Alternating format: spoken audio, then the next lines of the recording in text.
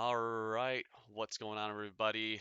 My name is Jacob, also known as Basket of Knives, and welcome to The Grind, in esports and league styled interview podcast show. And today, joining me is none other than Kind Jungle, the jungler for Maryville University, on their way to Los Angeles for the top 8 of the LCS qualifiers, of the Proving Grounds qualifiers. So, Nathan, how you doing today, my friend? Pretty good. Everything's looking, you know, exciting going into CLoL.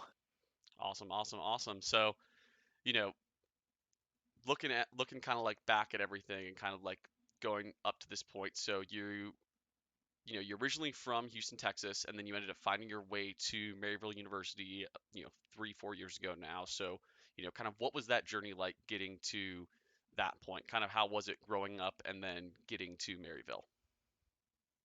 Yeah, so honestly growing up through like my home life, I withdrew from high school, but right when I started taking amateur pretty seriously, and I was really gearing towards I my goal has always been like I want to play on the LCS stage. So the way to do that was to go pro. Like I had to join academy or LCS. So I was basically grinding from when I was about like 14 to 17, basically right up until I turned 18.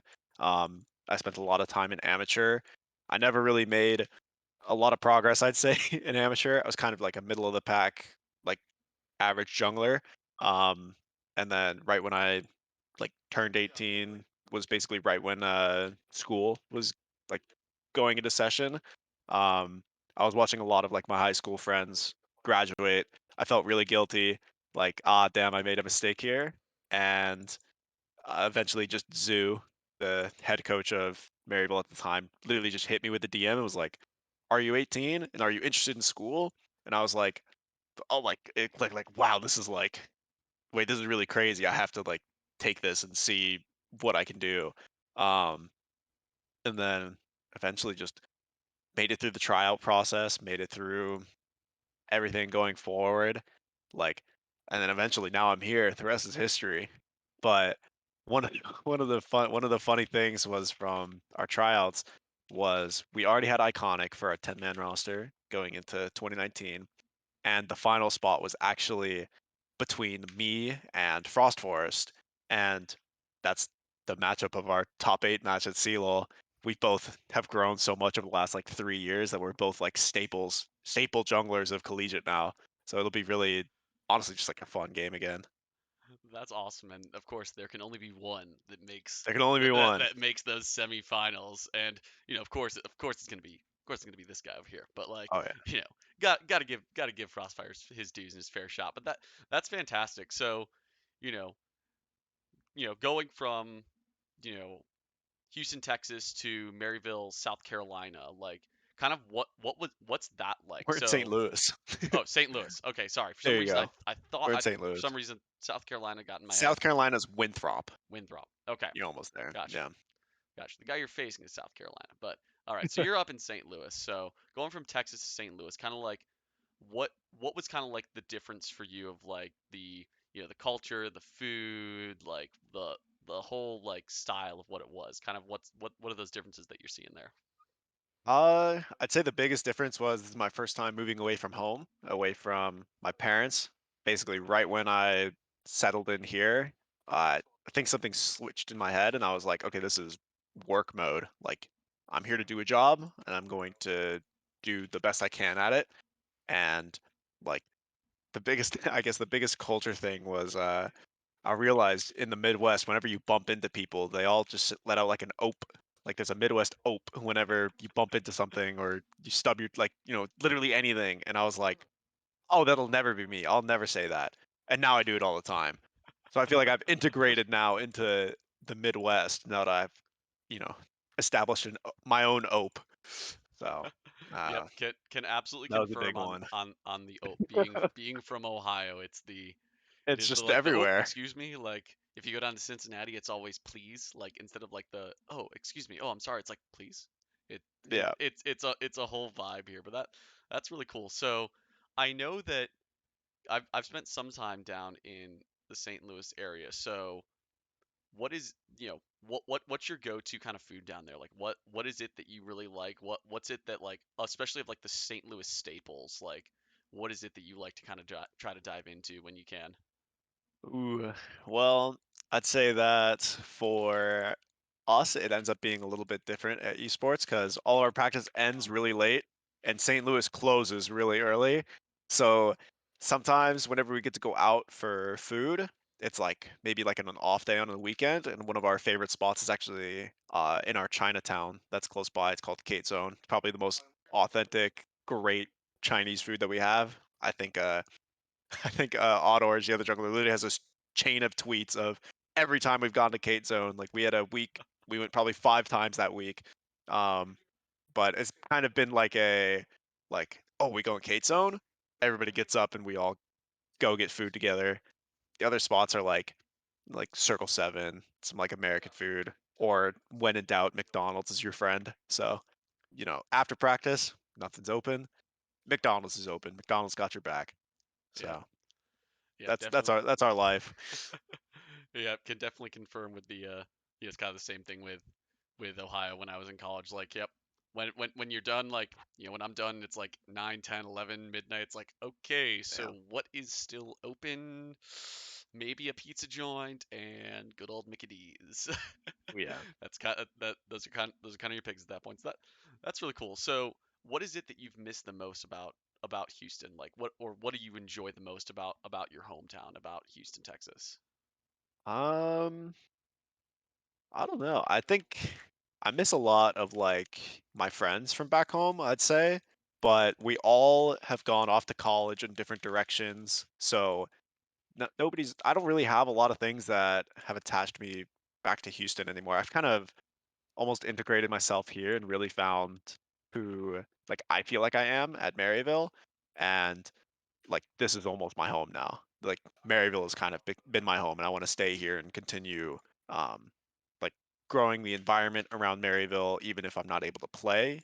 Come 3, 4 years, I'd rather be offering my services here somewhere. But like Houston just was humid. It was like 99% humidity every day. I lived close to the Gulf, and it was just terrible outside. You walk outside, you have to grow gills. So I mean, I really don't mind being in the Midwest.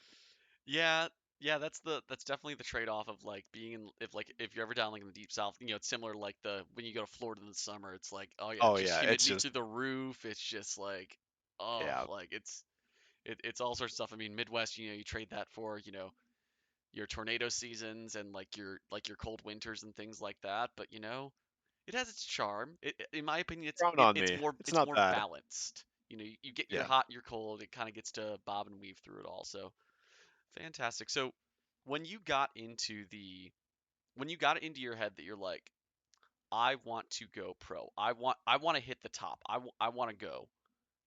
What was kind of the general response that you kind of got from like, from your friends, from your family, from your parents, kind of like what was that like and kind of like were they really supportive in that endeavor? Were they kind of like, "What? Esports as a job? Are you kidding me?" Like kind of what was that vibe there? Um, so my mother is a very big preacher of like having your own walk of life and taking unique paths, just whatever makes you happy. So I had a lot of support coming from my mom, and my dad wanted to support me all the way through, but he did not like the fact that I withdrew from school to do so. Um, and it like basically led to like some tension here and there that was just like it kind of turned into this like I'm just gonna play League and ignore all the issues that I possibly could. Um, which did not was looking back was probably not the smartest decision. I'll admit was probably not the smartest decision to ignore both my parents. Um, most of my friends like they knew that I was pretty good, so they were all kind of like go for it, do all this. Um, but there were also rumors going around the school after I had left that I had got like deathly ill and that I would never return to the school. But like I was really just sitting in my room playing League. So I'm still here. I'm still kicking. Yeah, everybody from high school, hey, I'm still kicking. Like, you know, it's just how it is. Yeah. Yeah, I mean, and that's one of those things where it's like, you always hear about some of those stories where it's like, to me, it's like it's the most extreme stories. Always like again, like the OG players. It's like the doublefts and the frogins and things like that, where it's like Yeah. they got completely yeeted out of their homes and like disowned by their families initially and things like that. So it's like one that's really awesome that you had such a great support system, especially from your mom. I can speak from my own experience, my own mother of you know, ultimate cheerleader, ultimate supporter for what they care about. And yeah, I can also confirm that if I had done the same thing of like, dropping out of high school, my dad would Uh, have been like, "You're not dropping out of high school, son. You are yeah. you are not doing that." So, but that's really cool and that's really awesome that like, you know, you were still to kind of find that opportunity and push your way through it. And yeah, hindsight's always 2020. You can always look back at that and go, yeah, I could have done that a little bit better, a little bit, you know, things could have gone a different way. But, overall it seems like, you've done, pretty well for yourself, been playing at Maryville for several years now and, have been typically regarded as a very top tier player, and the organization as a whole has been a very top tier, very elite org in several years of the CLoL and the amateur scene. So what what's been your biggest takeaway in your years of playing at Maryville? Um, Honestly, I think my biggest takeaway is also one of like the things that I've just attached to my personality, I guess, is you always need a team dad. Um, I have, you know, 8, 9 other teammates here. I take care of them all. I'm one of the youngest here. The only other youngest is always plan ahead, APA, and everybody else is older than me. I take care of them all. I'll cook, clean, make sure everything's okay, make sure everybody gets their paperwork in for classes, for financial aid, for everything. Um, Honestly, just without me, everybody would crumble. Um, so I've definitely like my biggest takeaway is really just how you can run a championship winning roster, such a, you know, elite, you know, high ranking team. It's like it's not easy work and it more goes into it than just playing the game. Like a lot of us don't even play, you know, the 15 games of solo queue a day, playing as much as we possibly can. Uh a healthy life balance is literally what goes into probably some of the best performances that we have. So, Yeah, that's really awesome to hear. The kind of like the one that you guys have that kind of team dynamic. Everyone needs that team parent. Not just from the yeah. standpoint of like oh, you need the captain to make sure that everyone shows up to practice and things like that, but also just the person that does want to. It's good that you've got that healthy dynamic of everyone wants to kind of care about each other and look out for what's best for each other.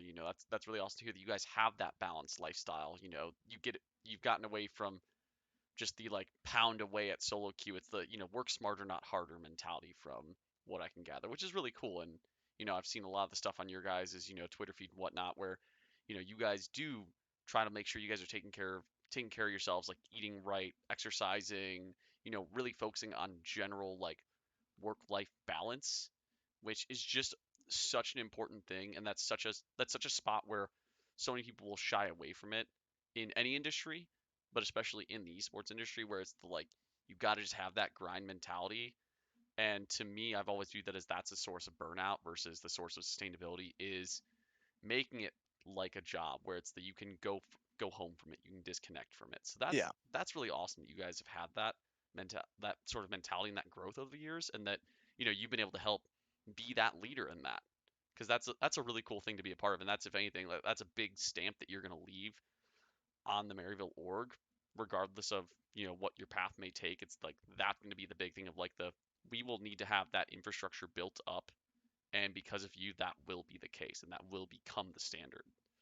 So that's fantastic. So Yeah. what are you playing in solo queue recently? What's your flavor of the month here? What have you been kind of like grinding away at? What have you been going to help get those gains? Well, Wukong is broken. They gave him a dash. They made him do damage. Wukong's broken. So I'm pretty sure if you look at my match history as of this exact moment, I look like a one-trick pony. Um, just that champion, you need to understand how it functions, like, what's the purpose of it, what is its job, and then how can you attack it? Because is it something that we want to play? Is it something that we want to play against? Like that, those kind of questions all go through our minds. So now we just need to have complete understanding of monkey. That's like been the running gag of the lab is we all just see monkey. Just oh Wukong monkey spin, Wukong good. Monkey. Just that's like completely echoes throughout this entire room whenever we're all like we'll run two sets of scrims. We're both playing Wukong and it's just monkey spin everywhere everywhere. It's it's great. I love it. Awesome. So have you guys decided if you're gonna pull out is it always gonna be the monkey jungle, or are you guys gonna pull the T1 trick and say we're gonna throw monkey sen on the bot lane? Oh, I can't say. Fair, fair. Monkey Don't give away any. I'll just say all 10 of us can play monkey. So that is the forewarning is that all of us can play Wukong. It's the new Lee Sin, the Oh AD yeah. carry, support, jungle, top laner, mid laner, healer, Riot enchanter, always assassin. manages to yeah, Riot always manages to change one really massive thing right before CLoL starts, like CLoL top 8.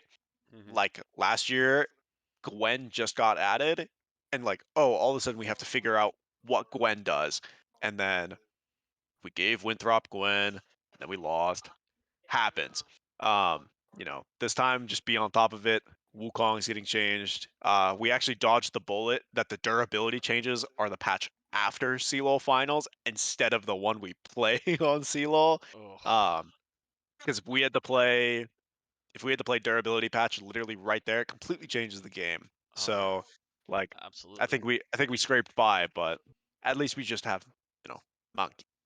Yeah, I've We been have chatting monkey. with a whole bunch of friends about like our theory crafts of the durability changes and going, all right, well, again, they're gonna change all the stuff with lifesteal, but anything percent health is gonna be absolutely Oh busted yeah. right now. Anybody that does, more true damage, it's like everything that's gonna scale. Any early game duelists are gonna be stronger now. It's like I'm just going, oh damn it. That means everyone's just gonna be playing Draven and Lucian in the bot lane now, and I'm just gonna be going, please no. Oh yeah. Oh Awesome, yeah. dude. Sweet. So the next thing that, the last thing we're going to kind of touch on here, or the second to last thing we're going to touch on here is just kind of going into a bit of, you know, some tips and tricks on actually the Wukong on the monkey here. So, I'm going to go ahead, I'm going to pull up a client here and we are going to get ourselves into that. You're going to show me a little bit of kind of like your cool little things on it, ideal builds, ways to navigate that, and, kind of get a little feedback on that. Sure. Alrighty. So I think the most important thing is figuring out how to do a full damage combo on Wukong. So I'd say in general, going into this, like for this combo, like you should never be using your W to gap close. Like don't try to dash forward with your W and then E forward. Your W is really what makes a lot of your team fighting a little more like slippery, elusive, whatever word you want to use for it. Um, so it's important to have it when you're getting in. And then I'd say the only other special tip, which will come up in the combo, is that your Q and your R can animation cancel each other. So you can QR at the same time, Mm, um, but you can't RQ. So you have to make sure that you're prepped for it. gotcha. Um, so to just run through, I guess like the combo like verbally in a way is you E auto Q auto. Actually, no, sorry. I'm trying to keep in mind Sheen procs. It's E auto, and then you W auto, and then you Q R, and then you basically kind of spin around until your Q's up again, and then you can Q R one more time. Okay. So, Okay. so yeah, that, and then auto Q, and then ulti, your Q's back up, and then you can basically use your spins however you want. This Gotcha. is like basically to maximize damage in its entirety. Um, you get a couple Sheen procs in, or Sunderer procs, whichever, whenever you're fighting like this. Um, you should refresh your mana, and then we can Oh, yep. practice doing just do literally walk up to the bot and just press QR at the same time. Yeah. So Okay. Yeah. the Wukong swinging down basically gets animation canceled by the R, so you're able to kind of like squeeze out that little extra bit of damage whenever you need.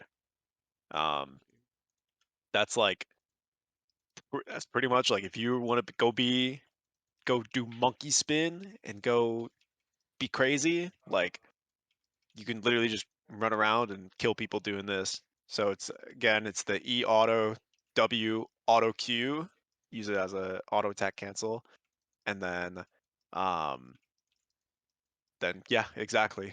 Using the using the Q to animation cancel your R, you'll be pumping out damage, and I'm sure you'll kill as many backline 80 carries that you want. Awesome. Awesome. Any other like cool like cool little spots or like fun spots where it's like where Um, you can deceivingly like get over the walls or things like that where it's like where some people so wouldn't think of it.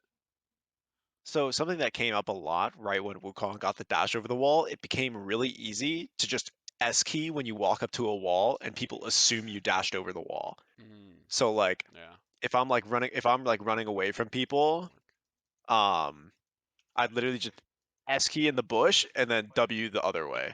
And they just think that I dashed over the wall. Oh yeah. The Um old school of is it the it's the real old monkey?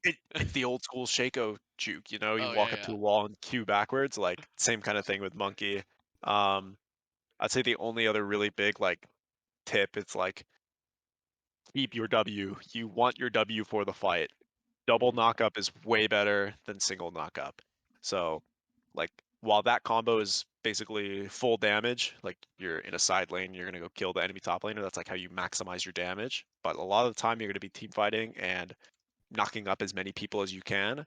So, making sure that you make value of basically the 4 spins is pretty important. all right. So last thing that I want to kind of touch on here is getting into your guys' match. So you guys have your match June 9th um, at 5 p.m. Now, do you guys know if is that EST or is that 5 It p.m. Local time? should be local time Okay. for LA. Awesome. So about So 5 p.m. Pacific time, 8 p.m. Eastern time here on Thursday, June 9th versus Winthrop.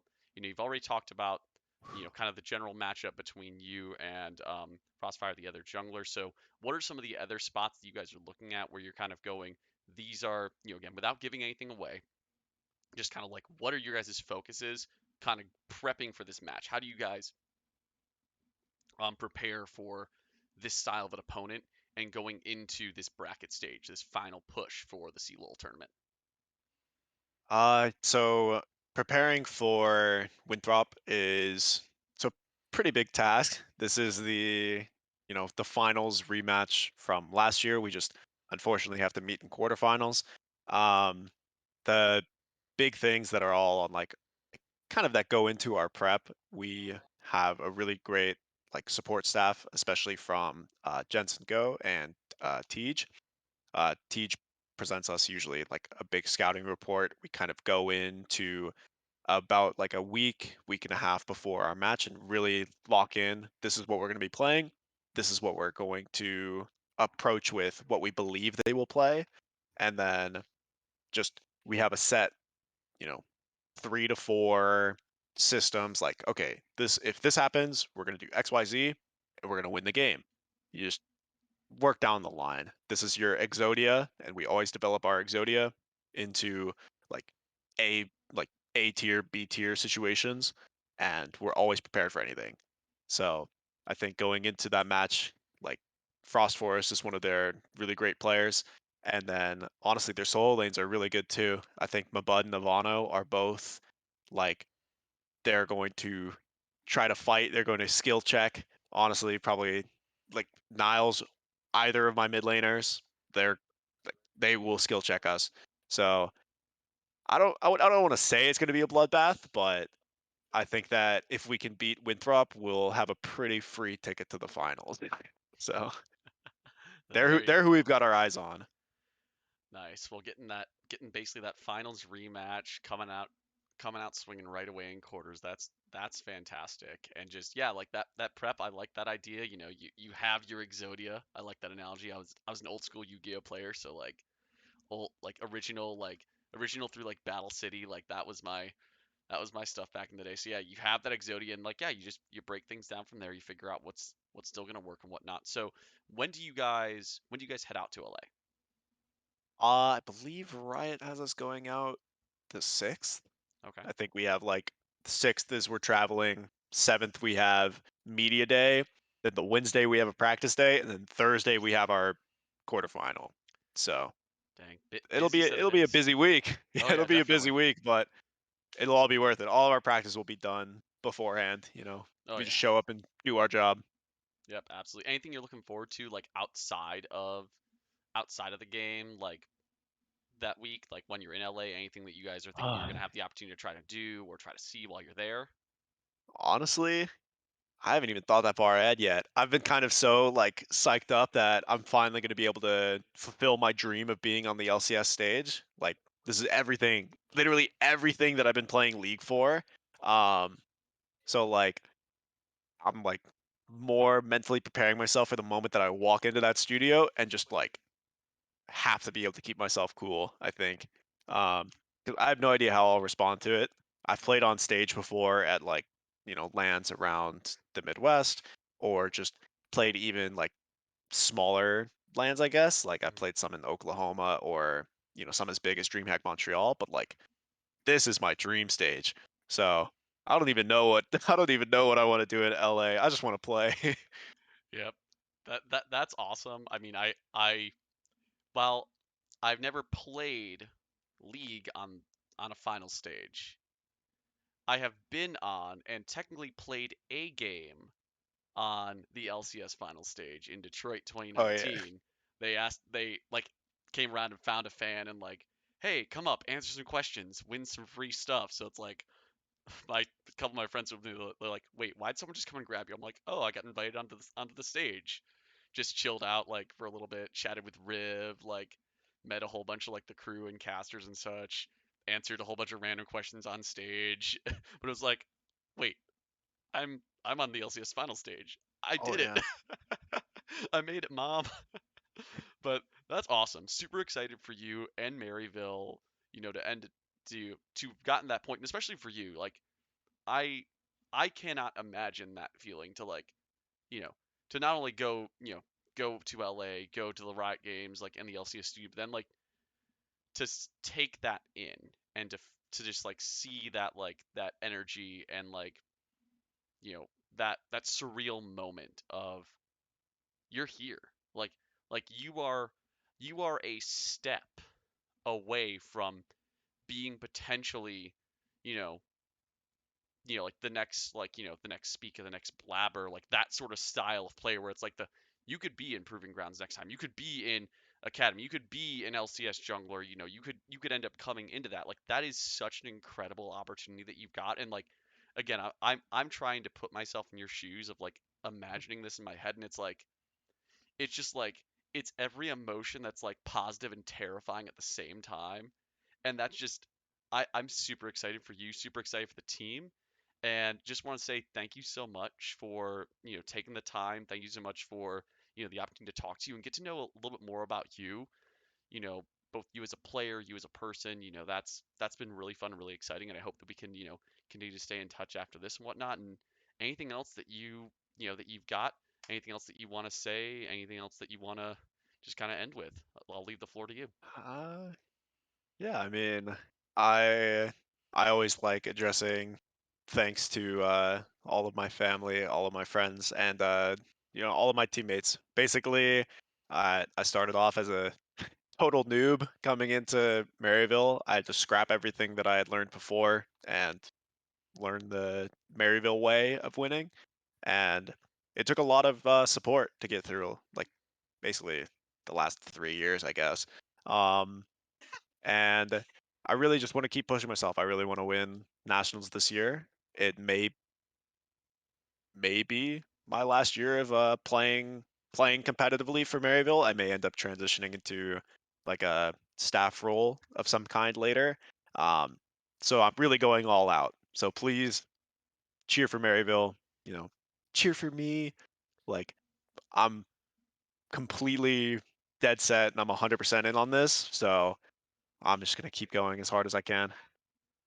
Fantastic. Well, you guys, you can check out the CLoL quarterfinals coming at you Thursday, June 9th, 5 p.m. PST, Maryville University versus Winthrop in LA.